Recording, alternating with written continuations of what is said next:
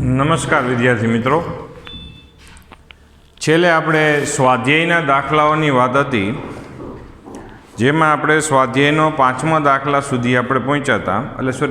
સ્વાધ્યાયનો 5મો દાખલો થઈ ગયો હતો.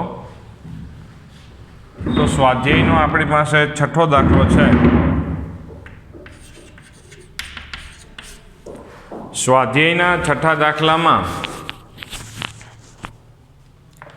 રિવર્સ બાયસમાં માઇક્રોએમ્પિયરના પ્રવાહ માઇક્રોએમ્પિયરની સરખામણીમાં ફોરવર્ડ બાયસમાં તો મિલીએમ્પિયરના ક્રમનો પ્રવાહ હોવાનું જાણીતું છે. તો શા માટે ફોટોડાયોડ ઉપયોગ રિવર્સ બાયસમાં કરવામાં આવે છે? તો પહેલી વસ્તુ એ છે કે ફોટોડાયોડ કાર્ય કેવી રીતે કરે છે એ આપણને થોડુંક વિચાર કરીએ એટલે તો વધારે ખ્યાલ પડે કે ભાઈ આ પી પ્રકારનો અર્ધવાહક, આ એન પ્રકારનો અર્ધવાહક થયો. એનમાંથી ઇલેક્ટ્રોન પીમાં આવે એટલે અહીંયા ઋણ આયન હોય, અહીંયા ધન આયન હોય. આ ડિપ્લેશન વિદ્યુત ક્ષેત્ર છે. વિદ્યુત ક્ષેત્રની વિરુદ્ધ દિશામાં ઇલેક્ટ્રોન ઉપર બળ લાગી શકે છે. હવે જો અહીંયા છે, જ્યારે રિવર્સ બાયસમાં માઇક્રોએમ્પિયરના ક્રમનો પ્રવાહ પસાર થાય છે. રિવર્સ બાયસમાં માઇક્રોએમ્પિયરના ક્રમનો પ્રવાહ છે, એટલે કે નાના ક્રમનો પ્રવાહ છે. જ્યારે આપણે પ્રકાશ આપાત કરીએ, રિવર્સ બાયસમાં આપણે ગોઠવણ કરવા માટે આપણે શું કરવું પડે છે?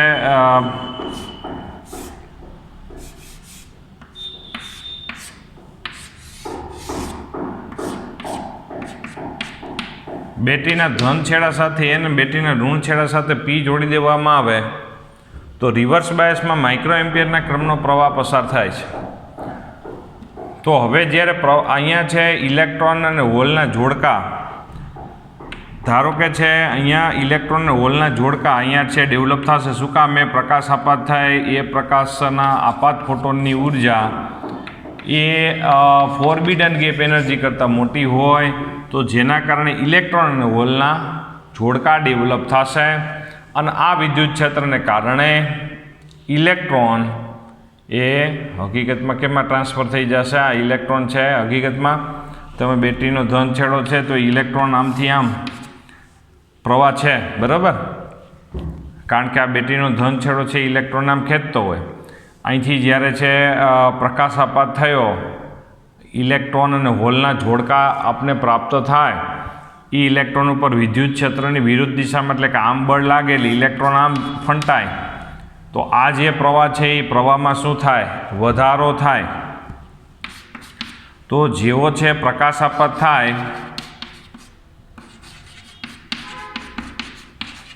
થાય, ત્યારે ઇલેક્ટ્રોન અને હોલના જોડકા, કારણ કે ઇલેક્ટ્રોન મુક્ત થાય, સામે હોલે પ્રાપ્ત થાય, ઇલેક્ટ્રોન અને હોલના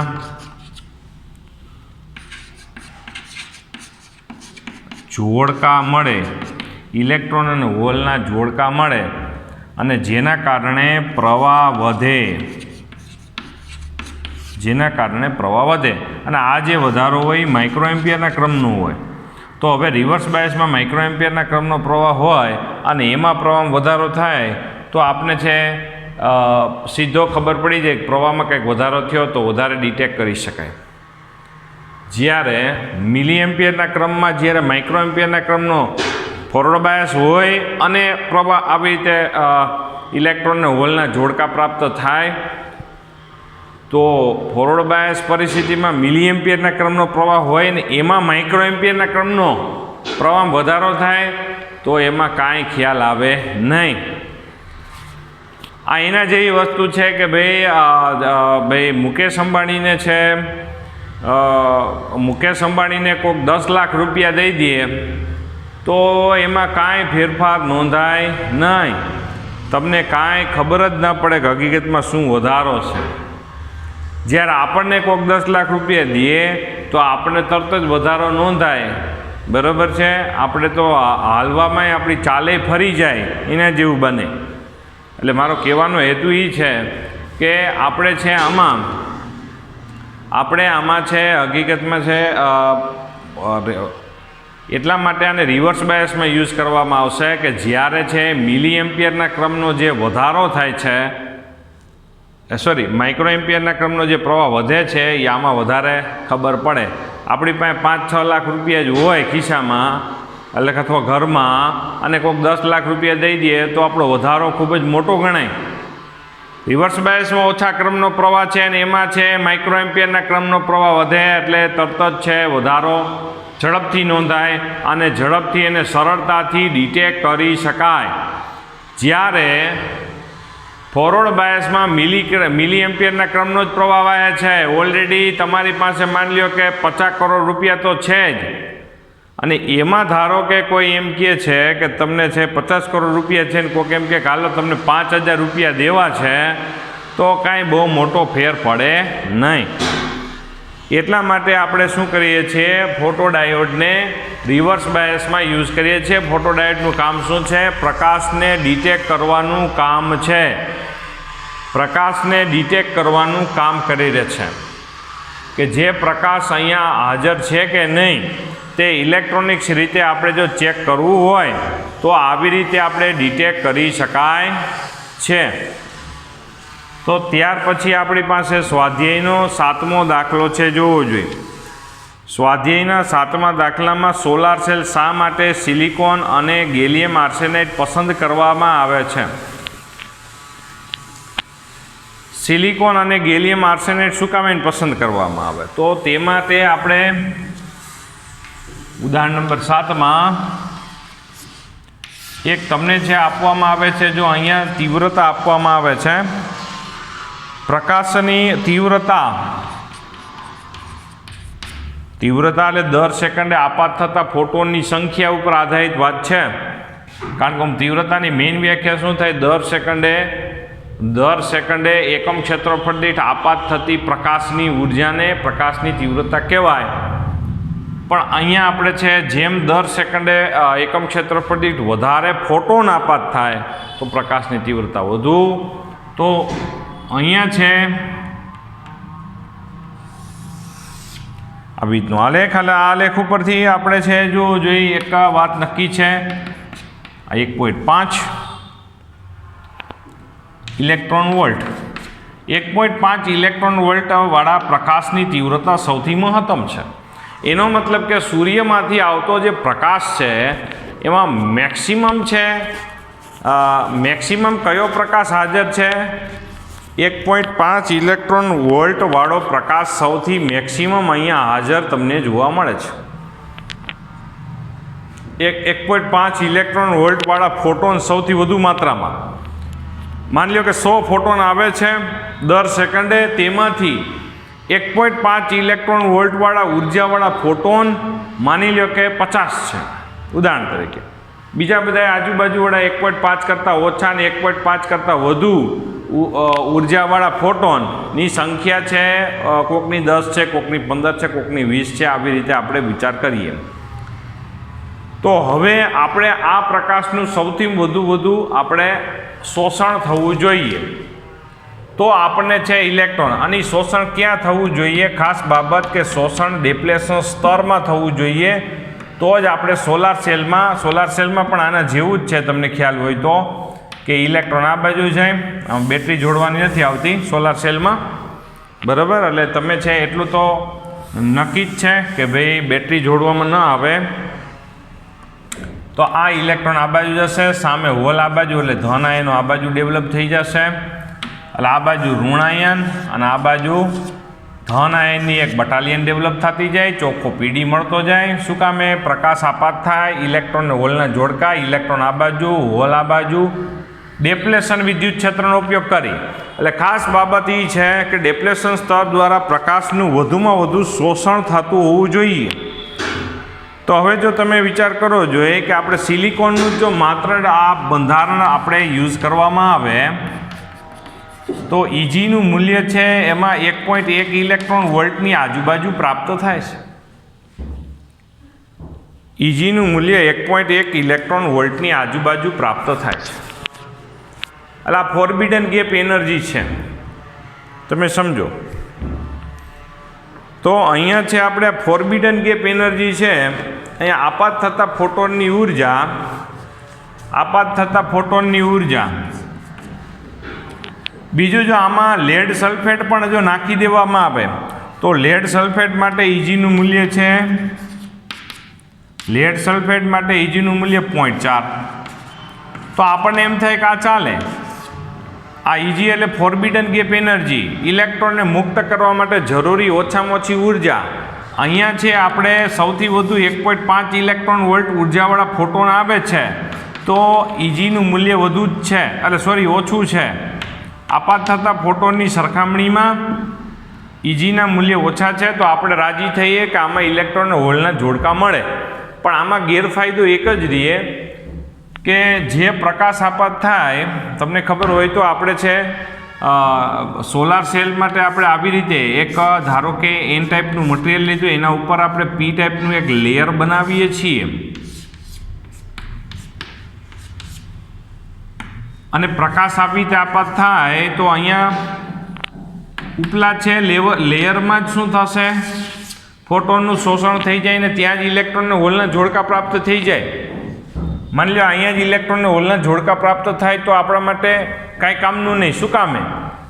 ડિપ્લેશન સ્તરમાં સહસંયોજક બંધમાં રહેલા ઇલેક્ટ્રોન ફોટોનનું શોષણ કરે અને ઇલેક્ટ્રોન મુક્ત થાય, એ આ વિદ્યુત ક્ષેત્રથી ઇલેક્ટ્રોન આમાં જાય અને સામે આ જ વિદ્યુત ક્ષેત્રથી હોલ એટલે કે ધન વીજભાર અહીંયા આવે, તો જ તમને સોલાર સેલમાં ચોખ્ખો પીડી મળે. પણ અહીંયા શું થશે કે ઉપલા સ્તરમાં જ પ્રકાશનું શોષણ થઈ જાય તો ઇલેક્ટ્રોનને હોલના જોડકા મળે, તો એ વિદ્યુત ક્ષેત્ર ડિપ્લેશન વિદ્યુત ક્ષેત્ર તો ત્યાં છે નહીં. માની લો કે અહીંયા જ ઇલેક્ટ્રોનને હોલના જોડકા મળી જાય તો કાંઈ કામ ન આવે, ઈએમએફ ડેવલપ કરવામાં કામ ન આવે. એટલા માટે આપણે ગેલિયમ આર્સેનાઇડ છે એ ઉમેરવામાં આવે, જેના ઇજીનું મૂલ્ય 1.5 ઇલેક્ટ્રોન વોલ્ટ એટલે 1.53 ઇલેક્ટ્રોન વોલ્ટ જેવું છે. જેથી શું થાય? જેથી થાય કે ભાઈ આમથી માની લો કે છે પ્રકાશ આવે તો ઉપલા સ્તરમાં ડાયરેક્ટ છે એ મહદ અંશે પ્રકાશનું શોષણ ન થાય. છેક પ્રકાશ છેક અંદર ડિપ્લેશન સ્તર સુધી પહોંચે તે દરમિયાન પ્રકાશ પહોંચી શકે, કારણ કે આ હવે ઇજીનું મૂલ્ય 1.53 છે, એટલે એનો મતલબ કે એક સિલેક્ટેડ વસ્તુ થઈ જાય. પ્રકાશ છેક ઊંડે સુધી જશે, વચ્ચેના ઇલેક્ટ્રોન છે ઝડપથી પ્રકાશનું શોષણ નહીં કરે અને જંકશન પાસે છેક મહદઅંશે વધારે છે ફોટોનનું શોષણ થાય, કારણ કે આપણે આની નજીક પહોંચ્યા છીએ. અને જેના કારણે શું થયું કે પ્રકાશ છે વધુ માત્રામાં ડિપ્લેશન સ્તર પાસે પ્રકાશ શોષાય અને ડિપ્લેશન સ્તરના વિદ્યુત ક્ષેત્રનો ઉપયોગ કરી અને ઈએમએફ મળે. એટલા માટે સોલાર સેલ કાર્યાન્વિત થઈ શકે છે. 8મો આપણે છે પછી આપણે ગણીશું, ત્યાર પછી સ્વાધ્યાયના આપણે છે દાખલાઓ છે જોવું જોઈએ. આ બધા જે દાખલાઓ છે બધા સ્ટોરિકલ બધા દાખલાઓ, જેમાં સ્ટોરીમાં અગત્યનો મુદ્દો આપણે છે ક્લિયર થઈ જવો જોઈએ.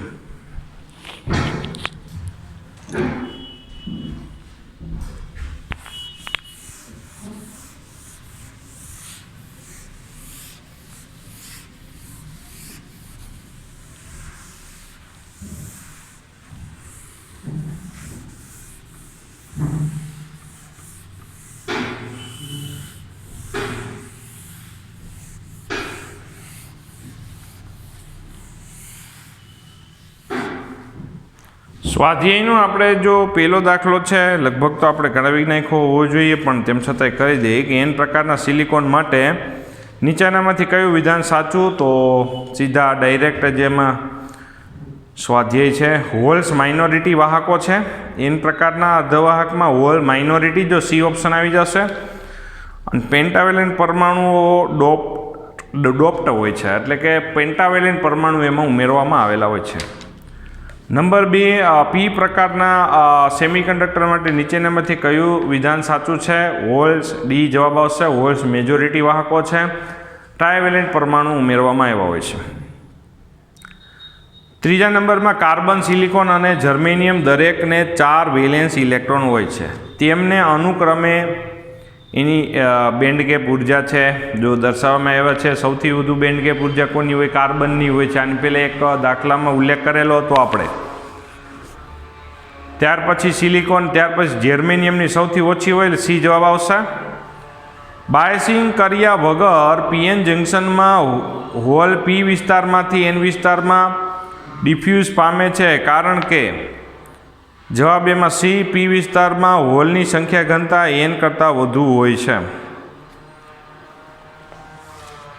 જ્યારે નંબર 5માં આપણે જો જોઈએ પીએન જંકશન અને ફોરવર્ડ બાયસ કરવામાં આવે ત્યારે જવાબ આવશે સી, પોટેન્શિયલ બેરિયરની ઊંચાઈમાં ઘટાડો થાય. નંબર 6 અર્ધતરંગ રેક્ટિફાયરમાં ઇનપુટ આવૃત્તિ 50 હર્ટ્ઝ હોય તો આઉટપુટ આવૃત્તિ 100 થઈ જાય, જે આની પહેલાં આપણે એક વખત ઉલ્લેખ કરેલો છે. 7મો આની પહેલાં આપણે ગણાવેલો છે, 7મો અને 8મો. ત્યાર પછી હવે જો 9માં આની વાત આવશે. 9માં પછીના બધા છે આમ જુઓ તો વધારાના સ્વાધ્યાયના દાખલાઓ છે. વધારાના સ્વાધ્યાયના દાખલાઓ સામાન્ય રીતે બોર્ડમાં પૂછતા નથી, પણ તેમ છતાં પણ આપણે છે ગણાવી દઈએ, કારણ કે 2 જ બાકી છે, 9મો અને 10મો. ઇન્ટ્રિન્સિક શુદ્ધ સેમિકન્ડક્ટરમાં ઇજીનું મૂલ્ય, ઇન્ટ્રિન્સિક શુદ્ધ સેમિકન્ડક્ટરમાં ઇજીનું મૂલ્ય 1.2 ઇલેક્ટ્રોન વોલ્ટ છે. તેની હોલ ગતિશીલતા ઇલેક્ટ્રોનની ગતિશીલતા કરતાં ઓછી છે. તે તાપમાન પર આધારિત નથી. જો 600 કેલ્વિન અને 300 કેલ્વિન તાપમાને 600 કેલ્વિન અને 300 કેલ્વિન તાપમાને તેની વાહકતાનો ગુણોત્તર કેટલો હશે? ઇલેક્ટ્રોનની સંખ્યા ઘનતા ઉપર આધારિત એક સમીકરણ છે, કારણ કે જેમ જેમ આપણે તાપમાન વધારતા જઈએ આ એક્સપોનેન્શિયલને આમ આવી રીતે લખવું હોય તો થાય e−EG/2kBT. ચાલો આવી રીતે છે. હવે આનો મતલબ એવો થયો કે જેમ જેમ આપણે તાપમાન વધારવામાં આવશે તેમ તેમ ઇલેક્ટ્રોનની સંખ્યા ઘનતા વધશે, કારણ કે આ અહીંયા માઇનસ છે, પાછું વ્યસ્તમાં છે, એનો મતલબ કે આ પદ જેમ ટી વધે એમ આ પદ ઘટશે. બરાબર, આ પદ ઘટશે એટલે એનો મતલબ કે અહીંયા એ પદ છેદમાં આવશે ને, કારણ કે માઇનસ ઘાતવાળું પદ છે એટલે છેદમાં આવે. છેદનું પદ ઘટે એટલે એનો મતલબ એવો થાય કે ભાઈ આખું પદ વધે, એટલે જેમ જેમ તાપમાન વધારશું તેમ તેમ ઇલેક્ટ્રોન હોલની સંખ્યા ઘનતા વધશે, પણ એ ચર ઘાતાંકીય રીતે વધશે, એનો કોઈ સુરેખ સંબંધ નથી. હવે આપણે જો અહીંયા આપણે 600 કેલ્વિન ટેમ્પરેચર અને બીજું છે આપણી પાસે અહીંયા લખીએ ભાઈ, ધારો કે આ 600 કેલ્વિન ટેમ્પરેચર અને આ 300 કેલ્વિન ટેમ્પરેચર, આ બે તાપમાને ઇલેક્ટ્રોનની સંખ્યા ઘનતાનો આપણે ગુણોત્તર લેવાનો થાય છે. જો ગુણોત્તર લેવાનો થાય તો તેમાં બધી વસ્તુ તો સેમ જ છે, એટલે N0 તો પહેલાં ઉડી જ જાય. પછી e⁻² વાળું પદ આવે. જો e⁻² વાળું પદમાં આપણે શું આવશે? એકમાં e⁻−E1 પછી EG2kBT1 અને અહીંયા આ 600 કેલ્વિન ટેમ્પરેચર આવશે, અને નીચે આપણે માટે e⁻²kBT2. બરાબર, T2 ઉપર હોઈ જાય એટલે પ્લસ ઘાત થઈ જશે. પ્લસ ઘાત થઈ જાય તો સામાન્ય રીતે ફાઇનલી આપણે શું વિચાર કરી શકાય? આ પ્લસ ઘાત થઈ જાય એટલે અહીંયા T2 વાળું પદ આવી જાય, એટલે આપણે આમ લખી શકાય EG/2kB. T2 વાળું પદ પ્લસ થઈ જશે એટલે 1/T2 - 1/T1 આવું થાય. જો બરાબર, તો હવે છે આપણી પાસે, તો આ પદનું સાદુરૂપ જો અહીંયા અલગથી આપી દઈએ એટલે EG/2kB 1/T2 - 1/T1. તો EG બરાબર આપણે કેટલા આપ્યા? 1.2 ઇલેક્ટ્રોન વોલ્ટ. 1.2 ઇલેક્ટ્રોન વોલ્ટ આપને આપવામાં આવે છે. સામે આપણે કે છે એ 300 1.2 ઇલેક્ટ્રોન વોલ્ટ છે। અહીંયા કેનું મૂલ્ય આપણને છે 2 કેનું મૂલ્ય બોલ્ટ્ઝમેન અચળાંક છે 8.85, કોન્સ્ટન્ટ આપણે 8.65 × 10⁻⁻5।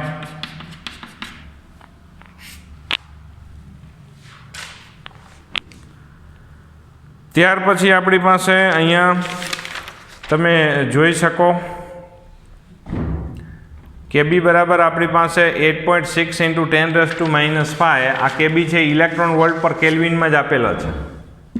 આ ઇલેક્ટ્રોન વોલ્ટ પર કેલ્વિનમાં જ આપેલા છે, જૂલ પર કેલ્વિન અથવા તો જૂલ પર સેલ્સિયસમાં નથી પહેલી વાત, બરાબર। એટલે આ તમને રકમમાં આપે છે, અત્યારે નથી આપ્યા પણ એના પછીના દાખલામાં આપેલા જ છે। જુઓ T2 બરાબર આપણે ટેમ્પરેચર કેટલું છે આ 300, T2 બરાબર, કારણ કે 300 આપણે નંબર 2 ઉપર આપ્યા છે અને આ 600। આનું સાદુરૂપ આપો એટલે સાદુરૂપ આપ્યા પછી આપણે જોવો જોઈએ 11.6 થઈ જાય છે, 11.6। તો એ અહીંયા મૂકી દઈએ, હાલો આ આપણી પાસે 11.6, એનું મૂલ્ય 2.71 થાય।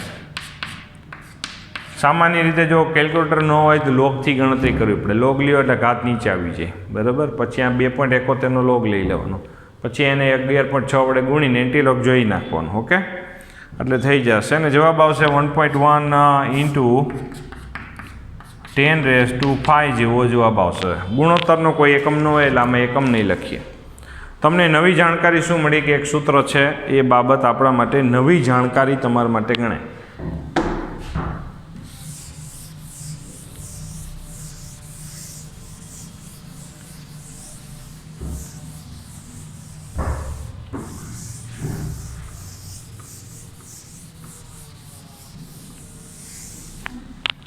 ત્યાર પછી જોવું જોઈએ કે આપણી પાસે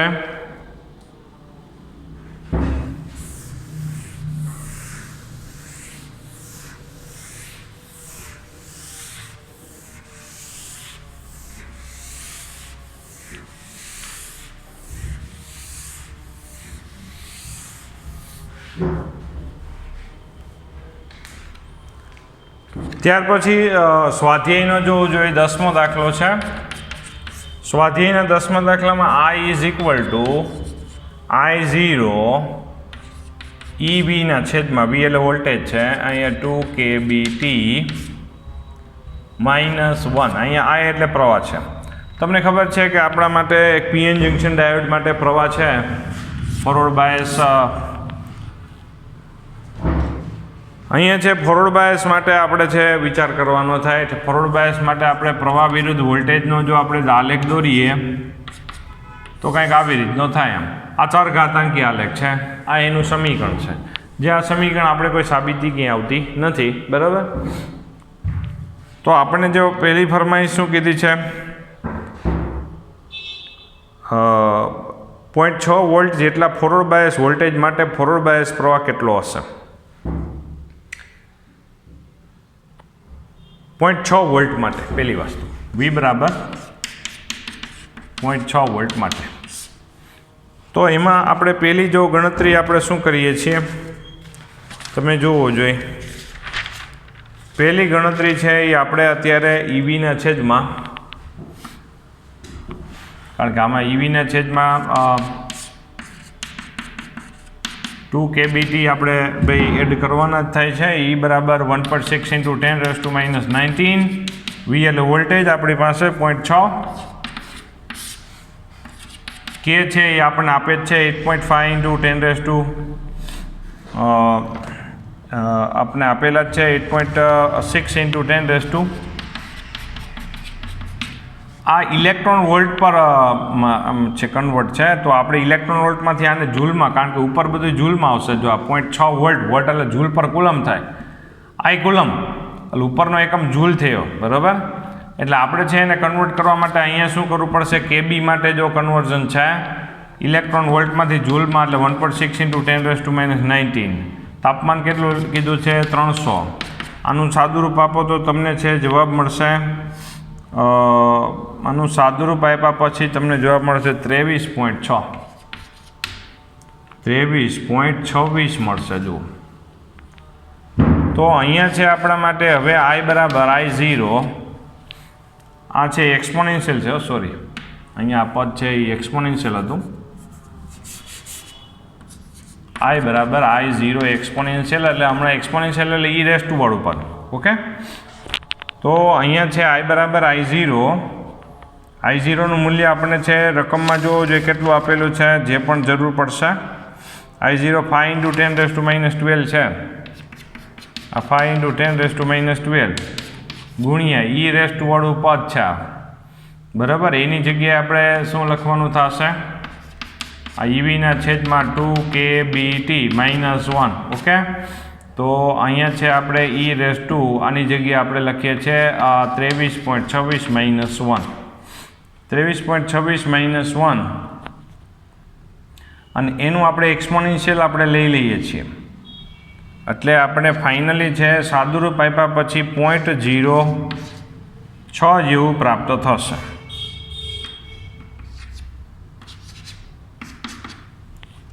તો આવી રીતે આપણે વિચાર કરી શકીએ 0.0662 છે, સોરી આટલો પ્રવાહ છે. પછી આમાં પાછી આપણે વાત કરીએ છીએ બી જવાબમાં કે 0.7 વોલ્ટે, અને આ વસ્તુ પ્રવાહ શોધી દઈએ. ચાલો 0.7 વોલ્ટે એટલે માની લો 0.6 વોલ્ટે કેટલો પ્રવાહ હતો, 0.7 વોલ્ટે કેટલો પ્રવાહ હતો એમ. રેડી? તો અહીંયા શું ચેન્જ તમારે કરવાનું રહેશે, 0.7 એક જ ચેન્જ કરવાના રહેશે. જુઓ તો EVના છેદમાં 2kBT, તો E બરાબર 1.6 × 10⁻19, V બરાબર 0.7, K બરાબર પાછું Kની વેલ્યુને આપણે કન્વર્ટ કરવાની 8.6 × 10⁻5 ગુણ્યા 1.6 × 10⁻19, T બરાબર ટેમ્પરેચર પાછું 300 લેવાનું, સાદુરૂપ આપો એટલે 27.13 જેવું મળે છે. આ 27.13 જેવું આવીને આવી રીતે પાછું સાદુરૂપ દઈ દેવાનું. I બરાબર I0 e⁻EVના છેદમાં 2kBT -1.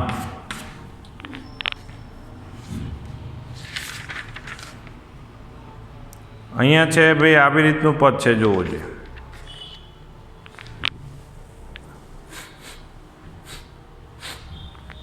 તો આનું સાદુરૂપ આપી દો એટલે I બરાબર આપણને છે પાછું મળી જશે, જે આપણને મળશે લગભગ 3.03 એમ્પિયર જેવું મળે. હવે પ્રવાહમાં અહીંયા જો આપણે ડાયનેમિક અવરોધ શોધવાનો છે એટલે આ પ્રવાહનો ફેરફાર આપણે શોધવાનો થશે. અહીંયા આવશે I1, અહીંયા આવશે I2 બરાબર. એટલે પ્રવાહનો ફેરફાર આપણે છે અહીંયા આવશે I1, અહીંયા આવશે I2 બરાબર. આવી રીતે પ્રવાહનો ફેરફાર આપણે શોધવાનો રહેશે, જોવો જોઈએ. તો તેમાં પ્રવાહનો ફેરફાર આપણે ડેલ્ટા I 3.03 માઇનસ આપણે 0.062 એટલે આપણે પ્રવાહનો ફેરફાર મળે 2.9 એમ્પિયર જેવો મળી જશે. સામે વોલ્ટેજનો ફેરફાર તો આપને ખબર જ છે, સામે વોલ્ટેજનો ફેરફાર તો ડેલ્ટા V 0.1 વોલ્ટ છે જ. 0.6 માંથી 0.7 વોલ્ટ થયો. ડાયનેમિક અવરોધ આપણે શોધવાનો રહેશે, જોવો જોઈએ. સી વેરાયટીમાં ડાયનેમિક અવરોધ ફોરવર્ડ બાયસ પ્રવાહને RFB વડે દર્શાવીએ.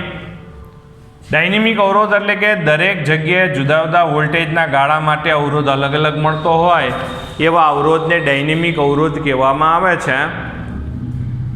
RFB બરાબર ડેલ્ટા Vના છેદમાં ડેલ્ટા I. તો ડેલ્ટા V એટલે 0.1 અને ડેલ્ટા I એટલે કે 2.9 એટલે સાદુરૂપ દેવામાં આવે તો 0.033 જેવું મળશે. 0.033 ઓહમ જેટલો પ્રાપ્ત થાય. નંબર D વેરાયટીમાં આપણને છે એમ કીધું છે, જો રિવર્સ બાયસ વોલ્ટેજ 1 થી 2 વોલ્ટ થાય તો પ્રવાહનું મૂલ્ય શોધો. રિવર્સ બાયસ વોલ્ટેજ 1 થી 2 જેટલો પ્રાપ્ત થાય તો પ્રવાહનું મૂલ્ય આપણે શોધો. તો 1 થી 2 રિવર્સ બાયસ વોલ્ટેજ માટે અહીંયા છે આપણે જ્યારે ગણતરી કરીએ છીએ તો આઈનું મૂલ્ય લગભગ I0 જેટલું જ હશે જે દર્શાવે છે કે રિવર્સ બાયસમાં ડાયનેમિક અવરોધ આપને લગભગ અનંત જેવો પ્રાપ્ત થાય. આ પદની વેલ્યુ 1 થઈ જશે. 1 એટલે એનો મતલબ કે ઘાત 0 થઈ જશે. ઘાત 0 એટલે ઘાત 0 ક્યારે થશે કે જ્યારે આની પદની વેલ્યુ 1ની નજીક મળશે. અહીંયા તમે 1 કે 2 લખીને જ્યારે તમે સાદુરૂપ આપો ને ત્યારે તમને હકીકતમાં છે અહીંયા જવાબ એ 1ની આજુબાજુ મળવો જોઈએ અને જેના કારણે e⁻0 કોઈ પણ ઘાત 0 એટલે 1, અહીંયા 1 એટલે અહીંયા i = i મળશે, i0 મળશે. એટલે કે પ્રવાહમાં બહુ મોટો ફેરફાર થતો નથી. અહીંયા 1 લખો 2 લખો મેજોરિટી બહુ કાંઈ ફેર પડશે નહીં. એટલે કહેવાનો મારો હેતુ એ છે કે રિવર્સ બાયસમાં ડાયનેમિક અવરોધ ખૂબ જ મોટો હોય. મોટો એટલે કે 10⁶ના ક્રમનો અથવા તો અનંત જેવો આપણે આમાં સાદુરૂપ આપે મળી શકે. તો અહીંયા આપણે સ્વાધ્યાયના દાખલાઓ પૂરા થઈ ગયા છે. અહીંયા ટોટલી સ્વાધ્યાયના દાખલાઓ પૂરા થઈ ગયા. ટેક્સ્ટ બુકને અનુરૂપ સંપૂર્ણ ચેપ્ટર પૂરું થઈ ગયું છે. હવે આગામી લેક્ચરથી આપણે છે અત્યારે ટ્રાન્ઝિસ્ટર તરફ આગળ વધવાના છે જે ટેક્સ્ટ બુકમાં છે જ નહીં. તેની એક હું PDF તમને મોકલું છું, મોકલી આપીશ. ટ્રાન્ઝિસ્ટર અને ઓસિલેટર આપણે ભણવાનું થાય છે. એના ઉપર આધારિત આપણે દાખલાઓ પણ આપણે ગણીશું.